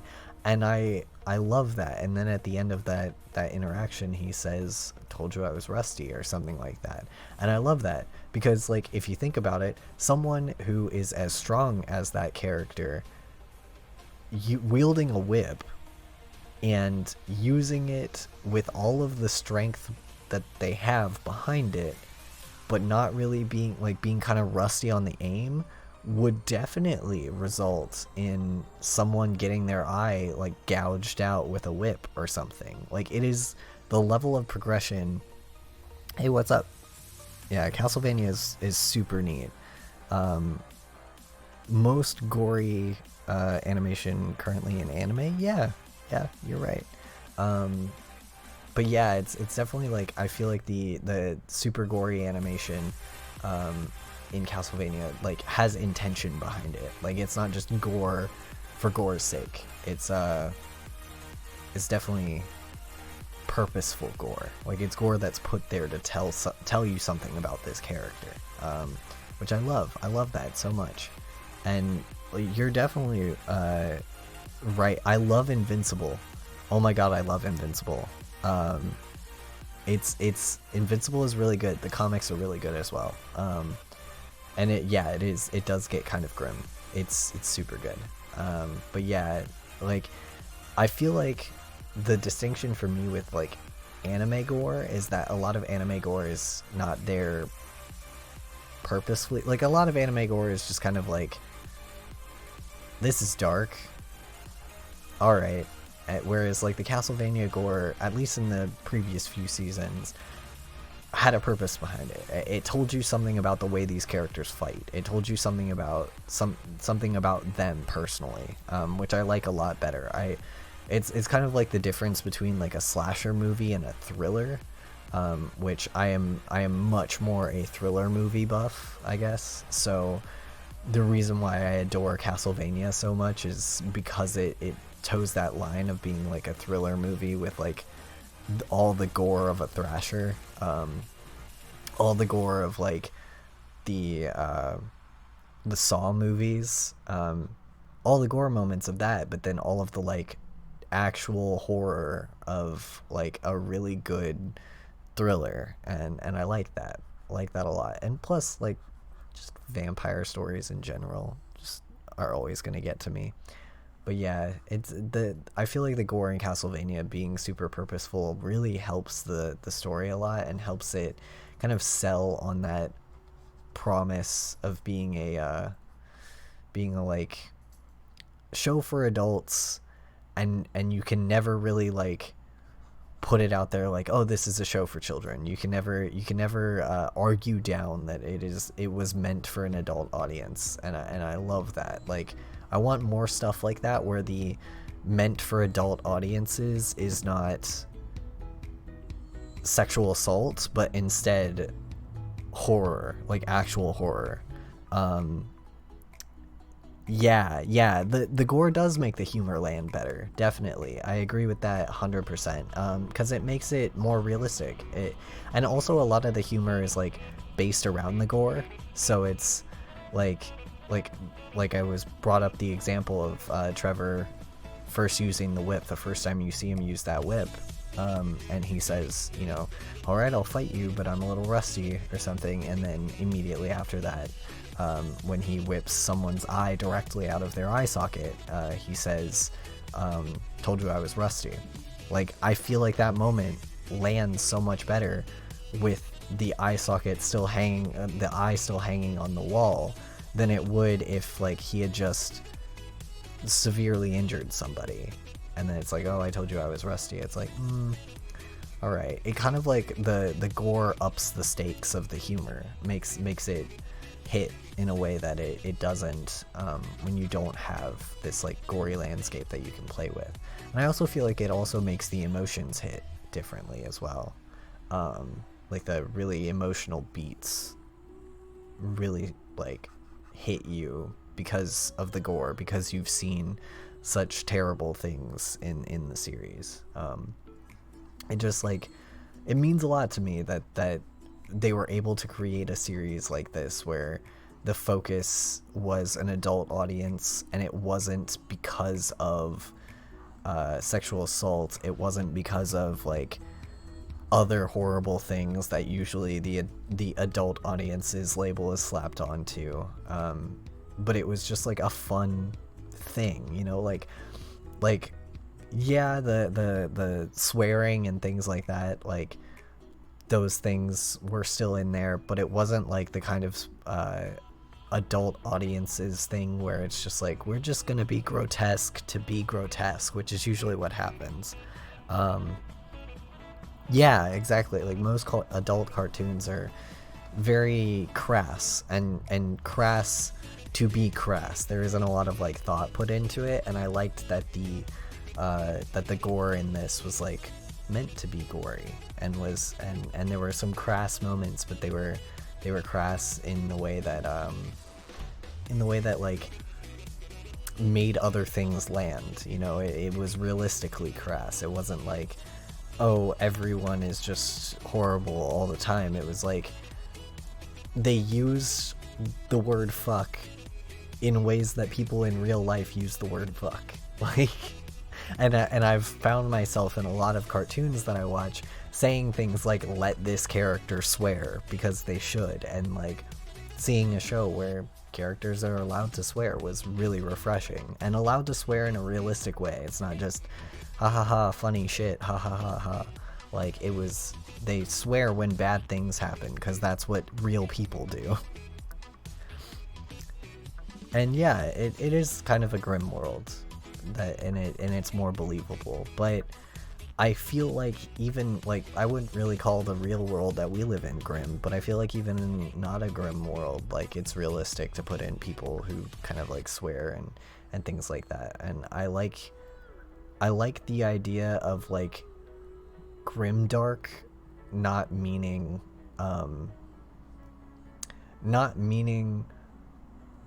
everything is bad all the time, but instead meaning like we can have, like, there's a stark difference between the humor being someone's eye socket being ripped out as opposed to making rape jokes, right? Like, and that's where I kind of draw the line. That's what I liked about this show, is that like it's grimdark without any of the other things that every other adult show has tried to do to make things grimdark. Like, and I love that. This is the reason why I hated things like Game of Thrones and other fantasy genre, because like you can have grimdark without having actual horrible traumatic things depicted on screen.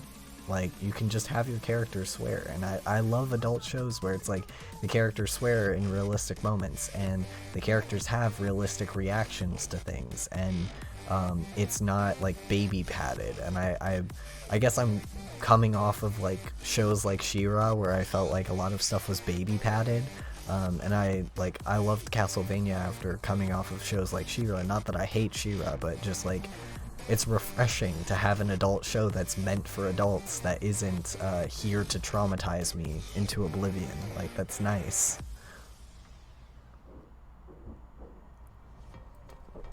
But yeah, I've just been I've been hearing Castlevania hell for so long, and I love the games so much. So like it being made into a show was just the perfect moment, perfect time for me to fall in love with it. I guess fall in love with it all over again. I super duper enjoyed it, especially this season. Came out really good. They did a really good job. I've got some like minor criticisms, but like other than that, it slaps. Starship Goldfish. I'll have to look into it. I have not heard of it. What is it about? Tell me about it. I will definitely look into it. I'm very like want new media. Now that I sort of think Castlevania is over. Like I kind of discussed this, but I do think that they're ramping up for another season. There's been nothing announced, but it just feels weird that they would end it the way that they have, without having an idea for another season. Like they resolved some of the characters' storylines, but they forgot like a select few, and I can't tell personally if that is a fault on the writers of just like not thinking to resolve those, or like not having time to in the runtime, or if it is a result of the them planning for another season and not having the go ahead from Netflix to announce one yet or not. Series that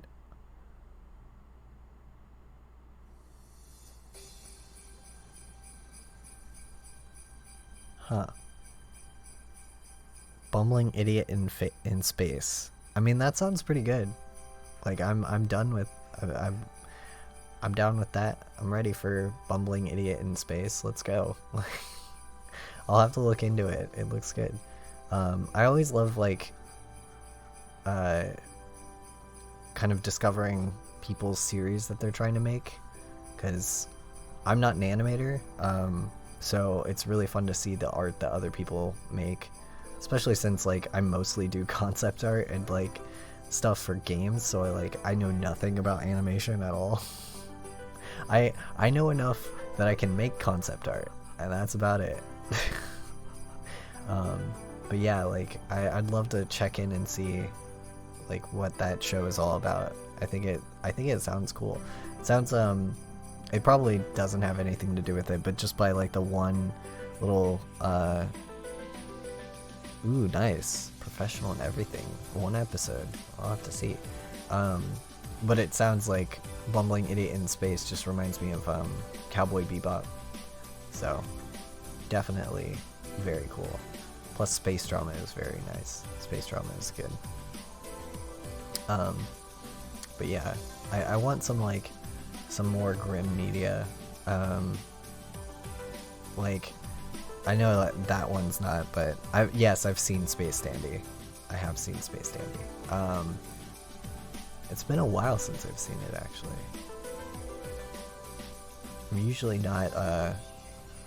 I'm not usually like a person that watches a lot of space themed things. Like I don't know. I'm more like I space crosses over with fantasy a lot, but like I only exist in that crossover, if that makes sense. Like I'm not usually a space person. Like I'm not a fan of Star Wars, and that's usually a turnoff for most people. They're usually like, how do you not like Star Wars? And it's like I don't know. I don't watch a lot of space stuff. So like if I can find things that involve space that I like, then I'm like totally down for it. Abercrombie books, yes. I have only read some though, only a few. And like the thing is like I like dark stories, but I'm not like a huge grim dark story fan. Like it's weird, but I guess the distinction that I would make is that most people, when they're writing grimdark, include story beats that like I feel like are lazy cop-outs to make things scary or dark, and so I just sort of like I avoid super grimdark, but I like dark. I like horror a lot. I like the horror genre, and I love like dark camp, but I'm not like a huge fan of like The Dark Knight, like Batman The Dark Knight. Like I'm not a huge fan of grimdark for grimdark's sake, if that makes sense. So like when the darkness has some sort of like element to it that's interesting, I like it. Like I love Del Toro's work and things like that. Just like horror genre in general is really good. I feel like the Abercrombie books are good. Again, like I think I've only read one of them, but I feel like they were pretty good. I don't remember why I put them down. I think I picked up the Kingkiller books, and like just stopped reading them. But I'll have to pick them up again and read them again to see what I think of them. All I remember is I remember liking the initial like first beat of the book, and then I remember being like, we'll see where this goes. And then Kingkiller 2, yeah, Kingkiller is Rothfuss, yeah. But I remember oh, what is it called? I know Doors of Stone is the third book. The second book came out of the Kingkiller series, and I just immediately turned tail on all of the media that I was consuming and went straight for Kingkiller. So, and I'm still in Kingkiller hell. As soon as book 3 comes out, as soon as Doors of Stone comes out, that's what I'm gonna do with my life for like probably an entire year. Because when I got into the Kingkiller books, I cosplayed from it. I did fan art of it. That was my entire life. I read that entire book series so fast. Like I think I sat in my room and read 180 pages within a day. Like it was insane. Yeah. The pain of a reader waiting for the next the next book, definitely. And it's been like 8 or 10 years now waiting for book 3. The small short stories are really good though. The ones that he released when he was like, hey, sorry, book 3 isn't out yet. Those were really good. They're definitely a very good book. Like as soon as it's finished, I highly recommend reading it, because definitely really good. But I am in agony every day that I wake up and book 3 is not out. So that is one sad thing. One terrible thing that always happens. But I mean, at least Rothfuss is like an active person in a lot of communities. So like if you follow him on social media and stuff, he's really fun to like it's fun to be a part of the community, because he does stuff like play D&D with other people, and like he does streams where he talks about his books and stuff like that. So like I don't know, it's nice to be in a community where the author is still alive and like the author is a cool person, instead of Anne Rice, where the author is still alive but the author is a absolute horrible person that I never want to speak to, and I've met her, and so it's just ooh.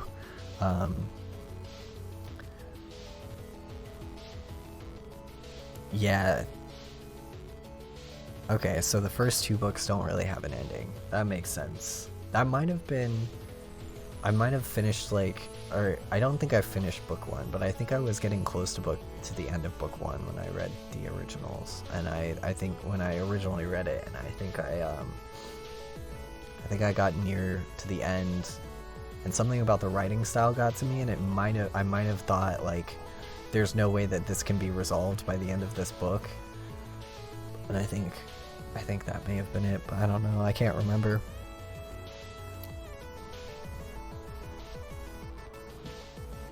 Interesting. Yeah, that's really interesting. But yeah, I can't read stuff. Like, it's not so much I can't read stuff by not nice people. It's more like once I know stuff about the people, I can see where it seeps into their writing. And like Anne Rice, I mean, like, I have every respect for her creating the modern vampire genre in the 80s, like, good, more power to that, but she has some very interesting thought processes, and I don't know, anyone who like willingly writes porn with their son, there's no way for that not to seep into her books, and it does.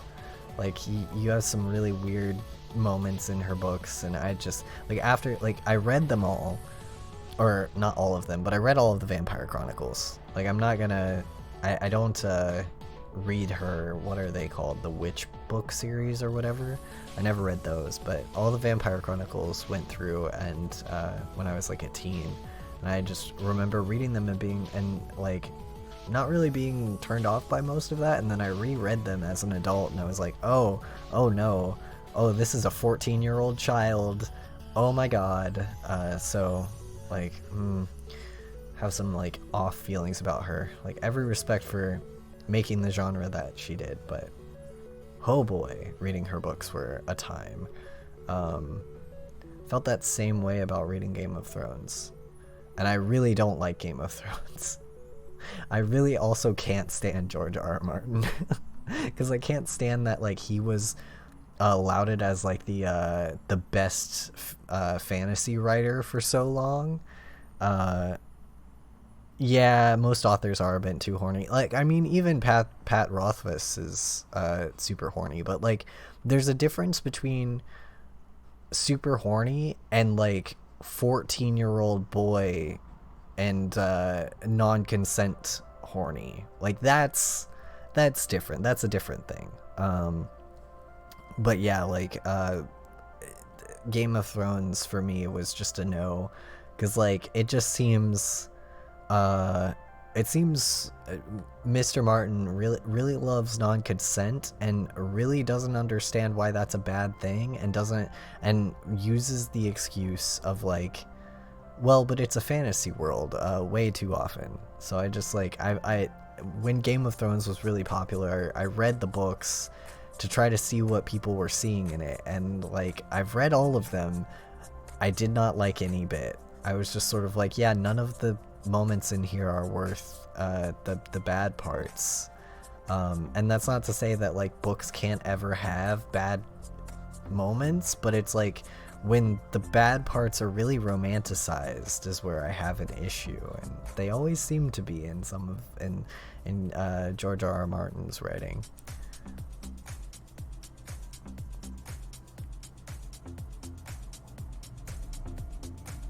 Yeah, exactly. Yeah.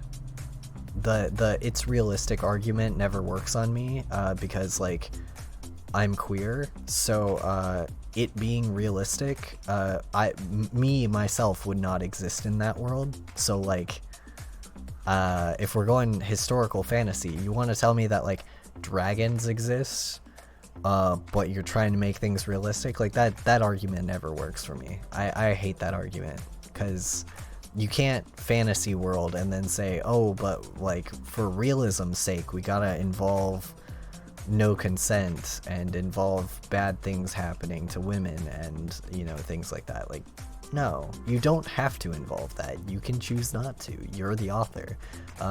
Like, I kind of felt the same thing. I was talking about this earlier on stream, but I felt the same thing about the choice in Castlevania to make Isaac brown and to include his whole story, his whole slave arc, when that was not part of the games. That was a choice that the writers of the Netflix series made because they wanted to include that, and they also wanted to include the fact that he had a whipping kink after being a slave. I hate it. That was a choice that no one, that they made and that no one wanted. So I have questioning feelings about why that choice was made. I don't hate Castlevania. Like, I still love the series, but that reads a little off for me. So, but yeah, like, whenever I notice moments like that, they're not always deal breakers. They're just usually, like, if it's one thing, it's usually like, okay, so the writers are kind of blind. I get that. But like if it's things like George R. R. Martin, where it's like this continues to happen, it's like, okay, you have a fetish and you need to stop. Like, George R. R. Martin, get therapy and treat women better. I don't know. Like, I just have issues when it comes to like that level of things. And like the King Killer Chronicles even have moments that I kind of question. Like there's no like non-consent or anything like that in those, but there is like moments where it's just like extremely the main character has like a whole stint where he just becomes incredibly too horny and extremely heterosexual for like chapter upon chapter for no reason other than like the only reason I can think of is like self-insert.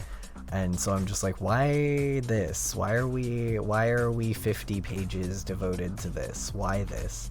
But like, wasn't a deal breaker for that book series. It only becomes a deal breaker when it becomes like a recurring problem and I have to keep dealing with it.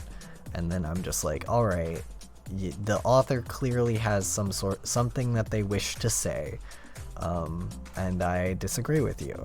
Like, I guess the moment for me that always seals the deal of me like putting down a piece of media for one of those reasons is if I can tell that this is something that the authors genuinely think outside of that fantasy media. Like, if it is something that instead of being like, oh, this is just, you know, like it's part of the world or it's like a fantasy, like as soon as I get the inkling that it's like, oh, you wrote this because this is your fantasy, then suddenly like I put down the book. And I don't know why, but it's always like a weird sixth sense that you get with that sort of thing.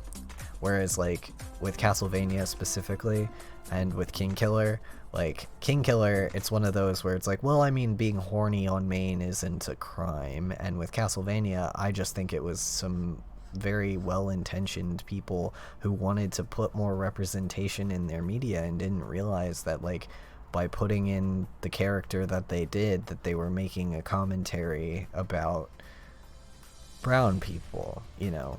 So I think like occasionally it can be accidental, but in George R. R. Martin's case, it's not wholly. I feel like he definitely chooses to write what he chooses to write a lot of the time, which is unfortunate. It's the same with like a lot of people. When I say that I like horror media, they're usually like, oh, so like Stephen King, and I hate Stephen King. And Stephen King I dislike for the same reason, because I can clearly tell that he has a thing for certain types of interactions between men and women. And it's like, my dude, my buddy, my guy, you do not have to write that. You have a choice. You are the author. That was not part of the story, especially when it's not part of the main story. It's like, why did that need to be in there? Like, George R. R. Martin definitely does this, where it's like, why did that need to be in there?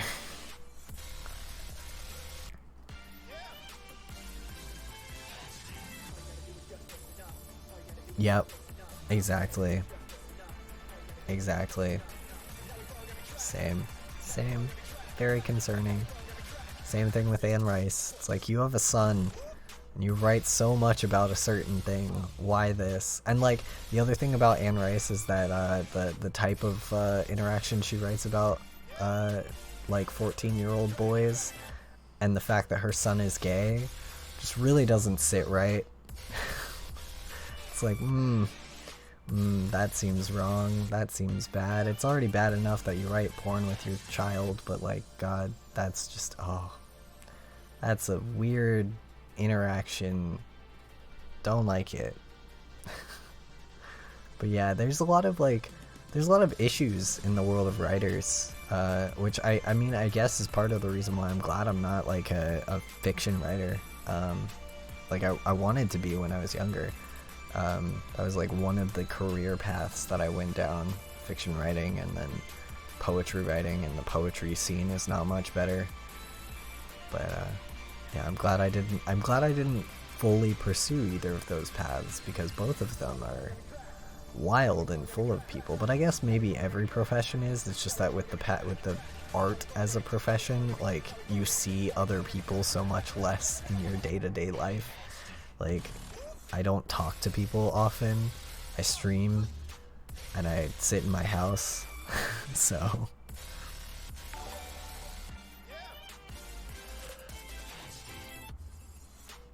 thanks. Yeah, you have a good one. Have a good night. See you later. But yeah, that's definitely the case. Okay.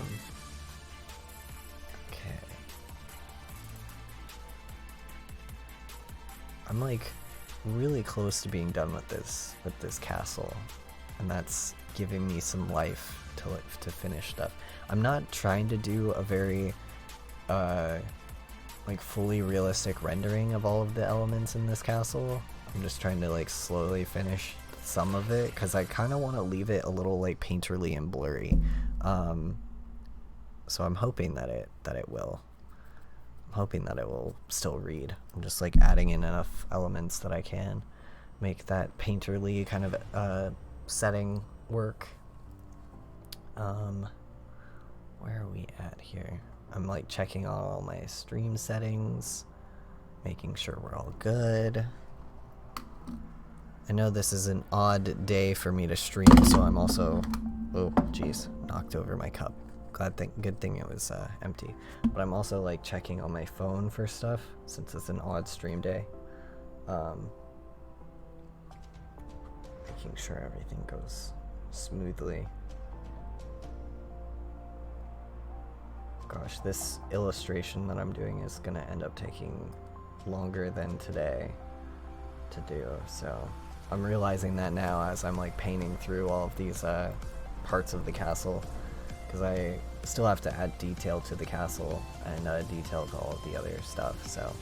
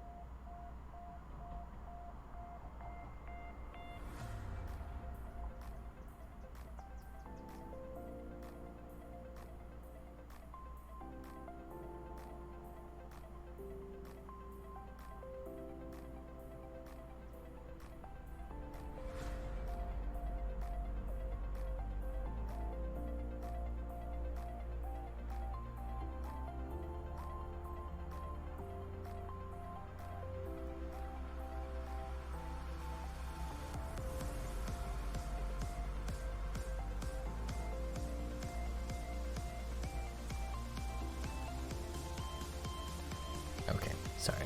Sitting there silently scrolling through my phone, making sure that everything is going well. Let me pull everything back up on the stream here. How are we doing? Looks pretty good. Looks okay.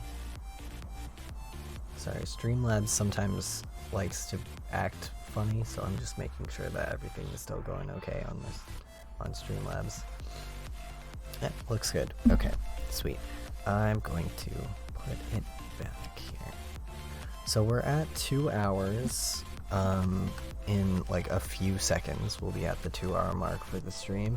And I think, since it is 7:15, I might go for 2.5 hours. I was gonna go till 8, but I think I'm gonna stop a little bit earlier than 8 p.m. just to get some food in me and finish dinner and cleaning my house and stuff. I also need to start my laundry machine. So yeah, I think I'll go till let's say like 7:30, 7:45.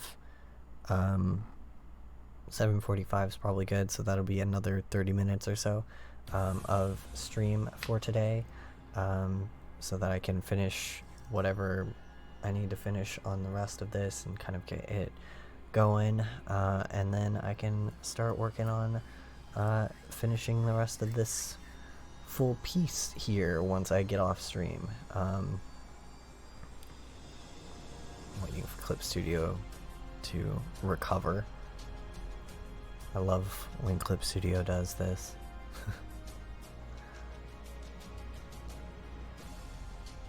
There we go. Alright, I am noticing one thing. I noticed this a little bit earlier, but some of the perspective is slightly off. It's very slight, subtle, but it's here. It's this windmill piece, I guess. Is it the entire? It's like very, very subtle, because like I'll show you what I mean. And I think it's because I altered the facade of this a little bit, but just for sight's sake, so you can see what I'm seeing, I'm gonna grab like a really light color. So the vanishing point is here in this piece, and I've moved it slightly over, but it's in line with the point of this, right? So if I in the actual vanishing, like the actual point way up there, should be way up here somewhere. It's like really far up here, like that, right? So if this is our vanishing point and that is our side angle, then that means that perspective wise, this should be like that. Hello. Hello, Ollie. I'm just noticing bad perspective in my piece. But yeah, this perspective should be like this. And this side is fine. But this facade is not. So I'm gonna fix it. Oh, Nightbot caught your messages. Why did it catch you?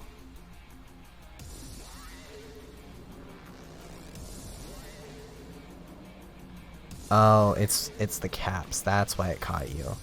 I really should change that. I'll change that on Nightbot. Hold on. Sometimes Nightbot decides that some things are bad when they're not. Let me go to Nightbot here.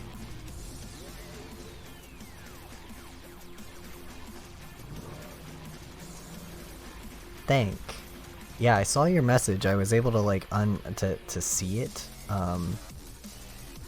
through Nightbot, but it does like to. Where's my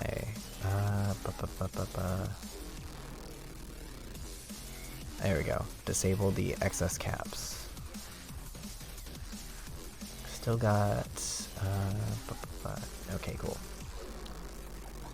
Looks like Nightbot's running smoothly now. But yeah, I had it on excess caps a little while ago because sometimes I have one viewer in my stream who likes to spam caps, and it makes one of my other viewers uncomfortable. So I like to make sure that I have it on for when that person's gonna drop by. But yeah, we're gonna fix this. Thanks. Yeah. It's taking a long time. I expected it to be done by today. You can see that that is not the case. But you know, thankfully it's running smoothly and it's actually getting finished. So I can't fault myself too much. I just have been having a time of it trying to get it done.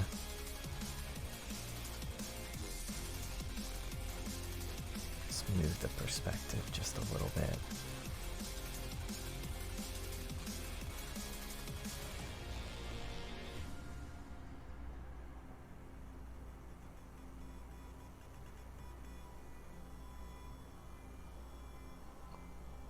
really thought process here, trying to get this to match up with the perspective that I already aligned. This is what I get for like aligning a perspective and then painting on top instead of doing line art. Alright, there we go. That's a better setup. Should actually be a little bit less than that and then just tilt it, but how has your day been? I think you're the only one hanging out in chat. But yeah, how's your day been, Ollie? You've been doing good?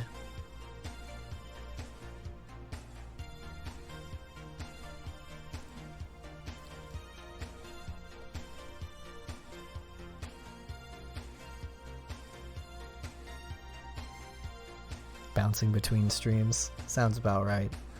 Yeah, that's what I always do when I'm on Twitch too. Ooh, Erica, nice, nice, nice, nice. Very cool. Good shit. I am like so close to when I get done with the stream today, I'm gonna be going over to Drawfee's stream.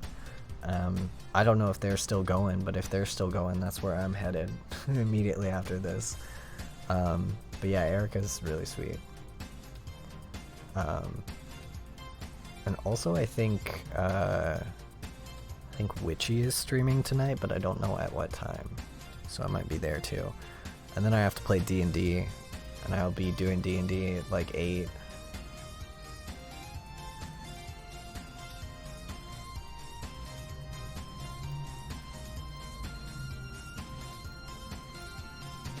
Oh, I can't wait for D&D. Oh my god, I just cracked my back.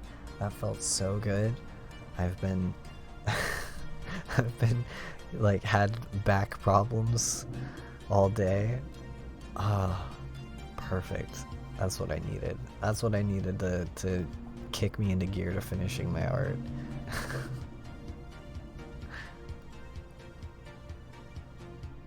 Oh yeah, Julian, right? I thought they were engaged now, aren't they? At least that's what I heard. But yeah, Julian does great streams. He's really, really funny. Love that guy. I'm so glad that like he's still streaming and still doing stuff. Cause he's hilarious, and I love their dogs. I just like seeing them doing well, you know, after everything. Cause like Jenna, for me at least, for so many years was kind of like my yeah, they are. I think I saw that on their last stream. But yeah, like Jenna was this like safe person, like safe internet person, I guess, for me. Like I just felt like yeah, I felt like she was just like super sweet and super wholesome, and kind of like whenever she uploaded, it felt like things were right in the world, you know? And then when she went dark on social media, it was like super sad. So I like knowing that they're okay. Yeah, exactly. Yells without caps lock. But yeah, yeah, like they're just, I just want them to be alright. And I love their dogs and everything, so I love seeing them online. But yeah. Super love watching Drawfee's streams so much though, and like I need to log in and start being a part of Dimension 20's streams as well, because I love that series so much, and I never catch them streaming because they're always streaming at weird times, because they're well, like I mean Julian too, but because they're different time zone, I think, or they at least they play on a different time zone than me. So time zones are fun. Dean? Wait, which Dean? I watch Erica, but which Dean? Is this a Dean that I know?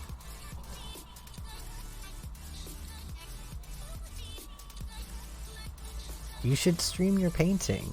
You should. It's really fun. Doing streams is really fun. Like really, really soothing. Entertaining, definitely. Kind of like forces you to focus. Yeah, Dean Gibson streams. Hold on. Wait, I gotta follow. Sad time Dean Gibson. Hang on. Let me go to Twitch. Does Dean stream games? What is Twitch handle?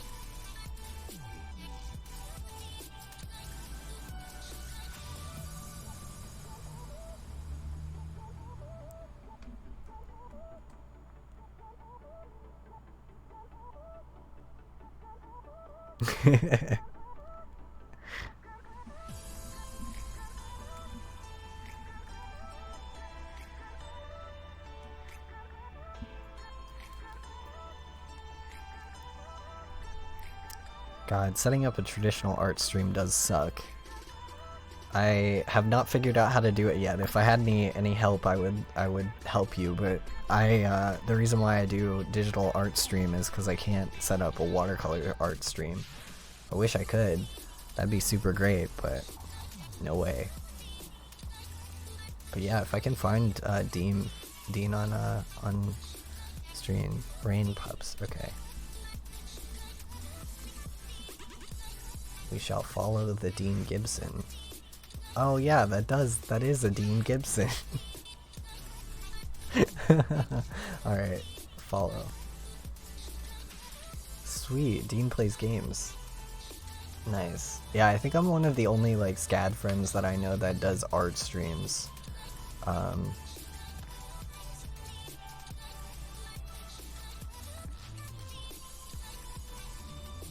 Horizon Zero Dawn, nice. Nice.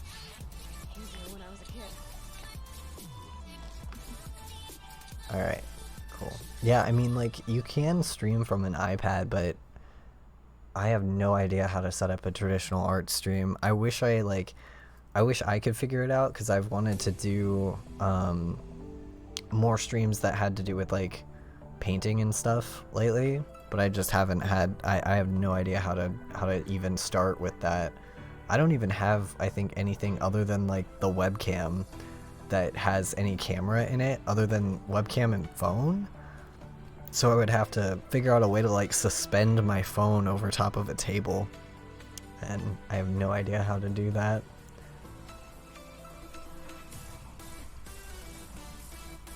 Alright, God, all this castle stuff.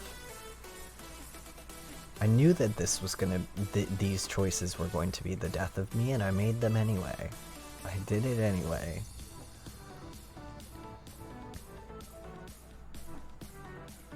I mean, yeah, that could work.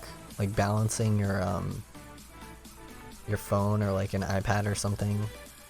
Maybe like stand it up on like a chair and have it balance.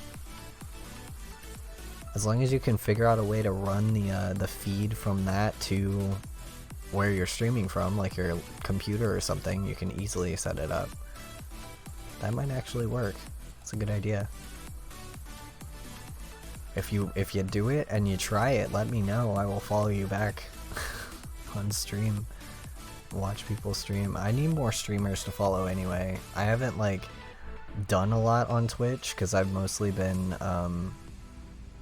doing my own like Twitch stuff. Like doing this stuff is a lot. It takes a lot out of you. You have to like update your schedule so often and everything. And also just the whole sheer like I want to eventually get it to where my streaming stuff is up on YouTube, like the VODs, but I don't have an editor, and I already am working several jobs all at once, so I have no way to do that. So I'm just sort of like, well, I guess when my streams happen, they happen, and when they don't happen, they don't happen, you know? But I do eventually want to, like, have... I mean, I have a YouTube channel, but I want a YouTube channel, like, dedicated to stream VODs, so that people can watch them when they aren't here for the stream. Because, like, the usual thing that I hear from people is that they're like, oh, you were streaming and I missed it, and that's so sad. It's like, you can watch the VODs on Twitch for a certain amount of time, but, like... it'd be nice to have somewhere to like archive them, because right now there's no archive for what I have done. So if I lose any of this stuff from Twitch, I'm like screwed. But that's like long-term goals. That's like down the line goals. That might even be a when if I make partner goals, which I don't think is gonna happen. I think like the way that Twitch treats art and creatives, I don't think there's any way that I'm gonna get very far on this platform. I'm just here because it helps me work. I'm here because it's good motivation, and that is it.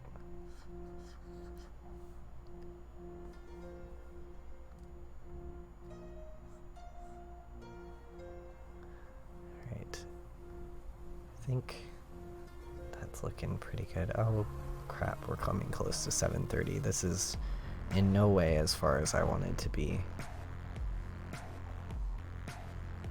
Okay.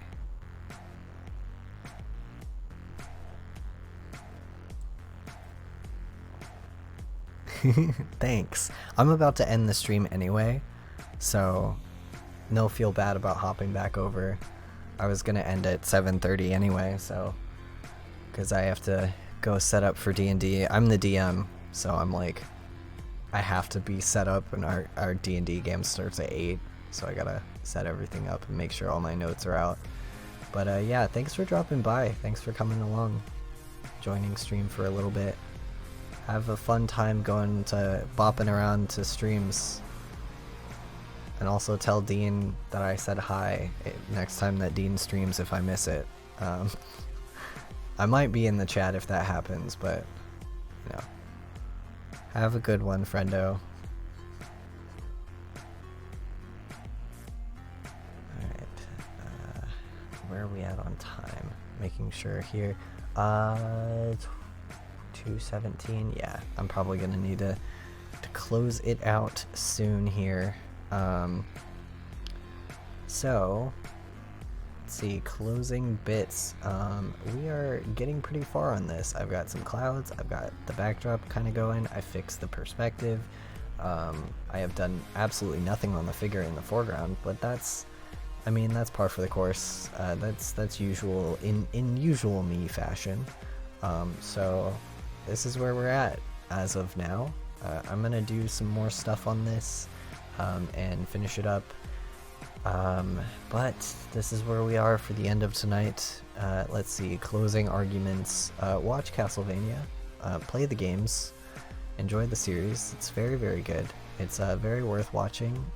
It is, to be honest, one of my favorite pieces of media of all time. I really love that campy vampire bullshit. So if you want to understand me better, that is where you start. But other than that, it's been a relatively productive stream. I've had a good time. Hope everyone else did too. I'm going to close it out tonight right about here, and we're going to have the end of the stream. But feel free to follow the stream, follow me on social media, hang out with me in other places. I will be streaming again on Friday. I stream Monday, Wednesday, and Friday. And either Sunday or Monday, Wednesday, and Friday. And I stream everything from comic books to paintings like this. I generally chat and talk about whatever I'm interested in at the moment, and we have a fun, good time talking about media and all kinds of stuff. So if you like that kind of thing, if you like watching art streams, if you enjoy seeing creative people at work, this is the stream for you. Thank you for everyone who dropped by. Thank you for everyone who followed me and had a good time here with me on a rather odd stream day where I wanted to talk only about Castlevania and info dump about my special interest. Thanks for being a part of that with me. But other than that, we're gonna have the close of the stream now that Clip Studio has stopped loading, and you can see about where this is going now. So hopefully tomorrow I will finish this up. I will be streaming Friday 5 p.m. like usual, and I will be doing another piece of fan art, but I will also be finishing this piece of fan art here. So I will see you when that happens, and I hope everyone has a great night. See you.